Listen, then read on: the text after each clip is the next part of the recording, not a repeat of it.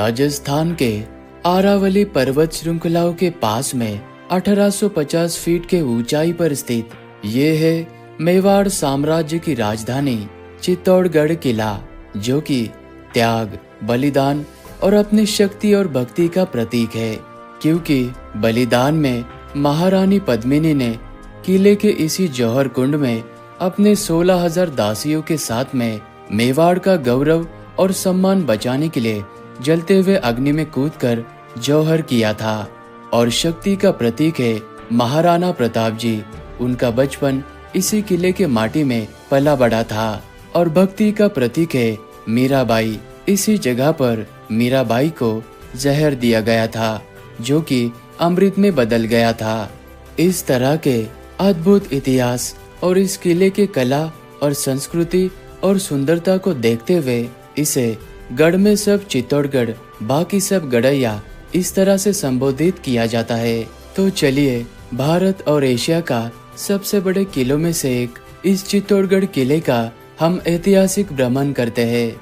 महाराणा कुंभाजी के द्वारा सन 1433 में बनाए गए इन 7 ऐतिहासिक प्रवेश द्वारों से गुजरते हुए आपको इस चित्तौड़गढ़ किले के ऊपर तक आना होता है। अपने पुत्र का बलिदान देकर मेवाड़ के वंश को बचाने वाली माँ पन्नाधाय, वे इसी राणा कुंभा महल में रहकर महाराणा प्रताप जी के पिताजी राणा उदय सिंह जी को बचपन में संभाला करती थी। उदय सिंह जी का जन्म इसी कुंभा महल में हुआ था। दासी पुत्र बनवीर, वो राजवंश को खत्म करने के बाद स्वयं राजा बनना चाहता था। इसलिए बनवीर ने राजा विक्रमजीत सिंह को मारने के बाद वो उदय सिंह जी को मारने के लिए इसी महल के अंदर आया था। लेकिन माँ पन्नाधाय ने उदय सिंह जी की जान बचाने के लिए अपने पुत्र चंदन सिंह जी को उदय सिंह जी के पलंग पर रख दिया था। बनवीर ने उदय सिंह समझकर माँ पन्नाधाय के पुत्र यानी चंदन को मार दिया था। इस तरह से माँ पन्नाधाय ने अपने पुत्र का बलिदान देकर उदय सिंह जी की जान बचाई थी। इसी कारण से इस मेवाड़ के भूमि को महाराणा प्रताप जैसे महान योद्धा मिले। माँ पन्नाधाय के इस बलिदान को ये मेवाड़ की भूमि सदा याद रखेगी। और राणा कुंभा महल के इसी हिस्से में 50 किलो सोने से बनाई गई सूरज देवता की प्रतिमा हुआ करती थी। और बापा रावल से लेके राणा उदय सिंह तक 700 से 800 सालों तक सभी मेवाड़ के महान राजा इसी बड़े से महल में रहा करते थे। 90 लाख चांदी के सिक्के खर्च करके बनाया गया ये है विजय स्तंभ, यानी कि टावर ऑफ विक्ट्री।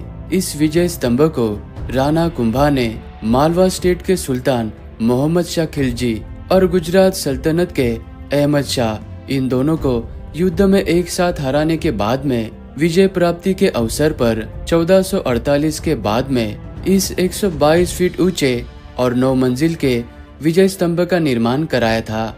ये है रानी पद्मावती का जौहर स्थल। इसी जगह पर पहले 40 फीट गहरा जौहर कुंड हुआ करता था। जौहर करने से पहले इस कुंड में तेल और घी से चंदन के लकड़ी को जलाया जाता था। फिर इसी उत्तरीय जौहर द्वार से रानियां चलकर आती थी और यहाँ पर ये जो सती मंदिर है, यहाँ पर पूजा करने के बाद इसी जगह से रानियां जलते हुए जौहर कुंड में कूदकर अपने मातृभूमि के लिए सती हो जाया करती थी। अलाउद्दीन खिलजी के हमला करने के बाद में सबसे पहले जौहर यहाँ पर रानी पद्मिनी ने 1303 में अपने 16,000 दासियों के साथ में इसी जगह पर जन जौहर किया था। और दूसरा जौहर इसी जगह पर राजमाता कर्णावती के समय में 1535 में 13,000 महिलाओं के साथ में किया गया था, जब बहादुर शाह ने हमला किया था। 1568 में जब अकबर ने यहाँ पर हमला किया था, उसी वक्त तीसरा जौहर रानी फूलकवर के नेतृत्व में 7,000 महिलाओं के साथ में किया गया था। ये मंदिर भी है। रानी पद्मिनी और उनके बाद में सभी राजवंश की रानियां और पटरानियां अपने कुंभा महल के अंदर बने हुए इस 1 किलोमीटर लंबे खुफिया सुरंग के जरिए इस 1200 साल पुराने गोमुख कुंड तक आया करती थी। और इसी गोमुख कुंड में स्नान आदि करने के बाद वे भगवान शिव जी की पूजा पाठ किया करते थे। और पर्दा प्रथा और सुरक्षा के कारणों से सभी रानियां उसी खुफिया सुरंग के जरिए वापस महल में जाया करती थी। और उस सुरंग को अभी एएसआई ने पूरी तरह से बंद कर दिया है। चित्तौड़गढ़ दुर्ग के सबसे पुराने इस कुंभश्याम मंदिर के पास में ही संत मीराबाई का ये मंदिर स्थित है। इसी मंदिर के भीतर संत मीराबाई भक्ति में लीन होकर अपने गिरिधर गोपाल यानी भगवान श्री कृष्ण जी की पूजा पाठ किया करती थी। और इसी स्थान पर संत मीराबाई को जहर का प्याला पीने के लिए दिया गया था और भगवान श्री कृष्ण जी के भक्ति के स्वरूप में वो जहर का प्याला अमृत में बदल गया था। इस कुंभश्याम मंदिर का निर्माण 8वीं शताब्दी में बापा रावल के द्वारा किया गया था और ऐतिहासिक काल के समय में इस मंदिर के गर्भगृह में भगवान विष्णु के वराह अवतार की प्रतिमा विराजमान थी। लेकिन अलाउद्दीन खिलजी ने इस मंदिर के साथ ही में उस प्रतिमा को पूरी तरह से नष्ट किया था। फिर अगले 100 सालों तक इस मंदिर में कोई भी पूजा पाठ नहीं हुआ था। फिर महाराणा कुंभा ने 1433 में इस मंदिर का पुनः निर्माण करा के इस मंदिर के गर्भगृह में राधा कृष्ण और बलराम जी को विराजित किया था। रानी पद्मावती का इस चित्तौड़गढ़ किले में बनाया गया ये है सबसे खूबसूरत महल, जिसे पद्मिनी पैलेस कहा जाता है। राणा रतन सिंह जी की रानी पद्मिनी अत्यंत सुंदरी, परिशुद्ध, चतुर एवं पराक्रमी थी और खास रानी पद्मावती के लिए यहाँ पर समर और विंटर पैलेस का निर्माण कराया गया था।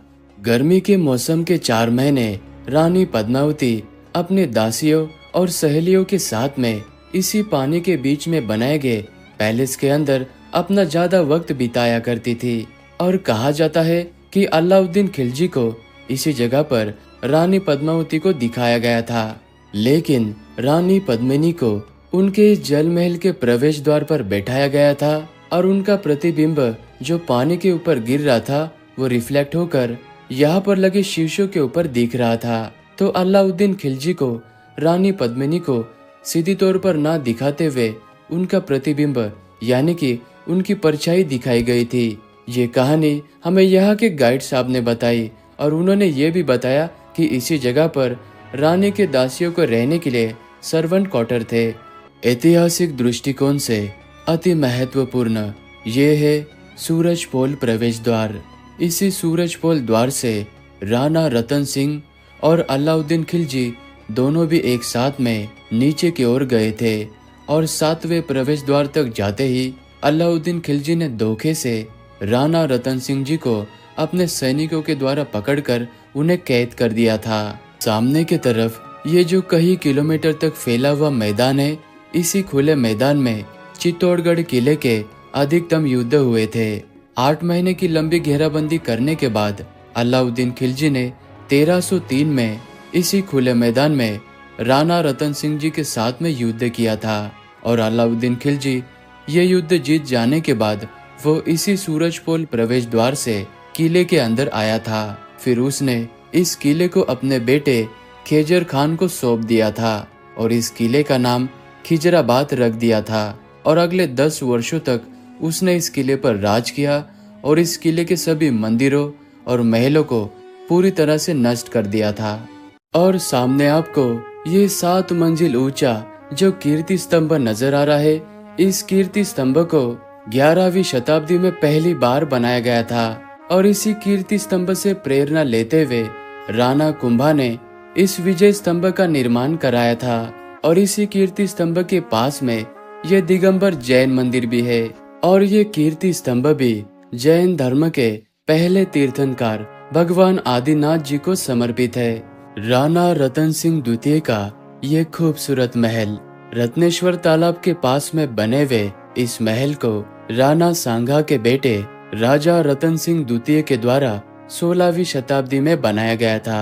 1528 से लेके 1531 तक राणा रतन सिंह मेवाड़ के बहुत ही कम समय के लिए राजा रहे, क्योंकि 1531 में एक युद्ध के दरमियान उनकी मृत्यु हो गई थी और इस पैलेस को देखने के लिए बहुत ही कम लोग आते हैं और यहीं पर रत्नेश्वर महादेव जी का मंदिर भी बना हुआ है।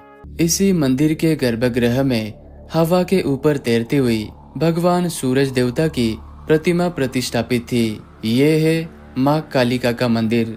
ऐतिहासिक काल में ये मंदिर सूर्यवंशी राज परिवारों का सूर्य मंदिर हुआ करता था। लेकिन अलाउद्दीन खिलजी ने जब यहाँ पर हमला किया तो उसने इस मंदिर को पूरी तरह से नष्ट कर दिया था। फिर 1313 में इस चित्तौड़गढ़ किले को राजा हमीर सिंह ने अपने कब्जे में लिया और वे माँ कालिका के परम भक्त थे, तो उन्होंने 26 जनवरी 1313 में अष्टमी के दिन माँ कालिका के प्रतिमा को प्रतिष्ठापित किया।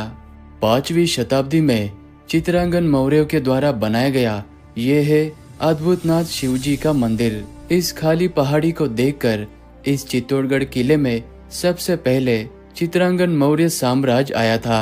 फिर वे यहाँ पर 225 साल तक उन्होंने राज किया और उसके बाद में यहाँ पर बापा रावल आए थे। तो इस किले के ऊपर आपको मौर्यन साम्राज्य के समय का एक ऐतिहासिक झलक देखने को मिलती है।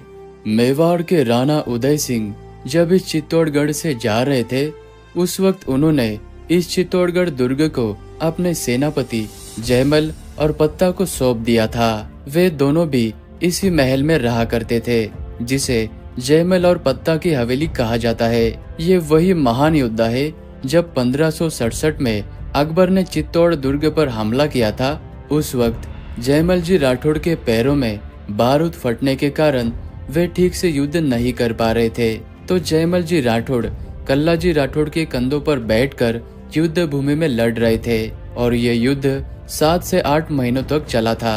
फिर बाद में इसी भैरवपोल प्रवेश द्वार के पास में 1568 में जयमल जी राठौड़ और कल्ला जी राठौड़ अपने मातृभूमि के लिए लड़ते लड़ते वीर गति को प्राप्त हुए। उनके याद में यहाँ पर यह स्मारक बनाए गए हैं। 10वीं शताब्दी में बनाया गया ये खूबसूरत सा श्वेतांबर जैन मंदिर।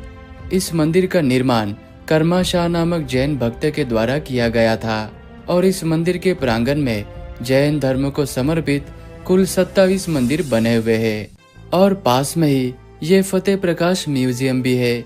10 रुपए का टिकट लेकर आप इस पैलेस के अंदर ऐतिहासिक कालीन अस्त्र शस्त्र, राजा महाराजाओं के पोशाक, बंदूकें इत्यादि कई सारी चीजें देख सकते हैं और अपने मातृभूमि के लिए बलिदान देने वाले वीरांगनाओं, राजा महाराजाओं और सैनिकों को मेरा साष्टांग प्रणाम। जय मेवाड़, जय राजस्थान।